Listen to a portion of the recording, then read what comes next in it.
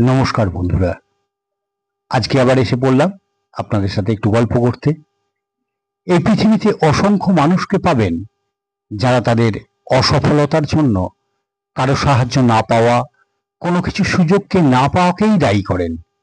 কিন্তু তারাই জানেন ঈশ্বরচন্দ্র বিদ্যাসাগরের পড়াশোনার জন্য উপযুক্ত আলো না থাকায় ল্যাম্পপোস্টের তলায় পড়ার কাহিনী।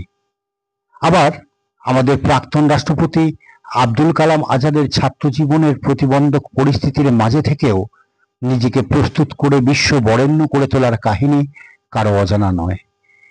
এইরকম অগণিত মানুষকে পাবেন যাদের কাহিনী জিরো বা মাইনাস থেকে শুরু করে হিরোতে রূপান্তরিত হয়েছে, যাদের দেখানো পথ কেউ ছিল না, যারা অন্ধকারের উৎস থেকে নিজেরাই উঠে সমাজের আলোর বিচ্ছুরণ হয়ে পড়েছিলেন। তাদের জীবন থেকে শিক্ষা নিন। অনেকেরই জীবনে পথ দেখানোর কেউ থাকে না, ভয় পাবেন না। হাতের কাছে যে রিসোর্সকে পাবেন সেটাকেই কাজে লাগিয়ে নিজেই নিজের পথ তৈরি করুন, নিজেই আলো হয়ে উঠে এই সমাজকে আলো দিন। ভালো লাগলে একটা লাইক, কমেন্ট, শেয়ার করবেন।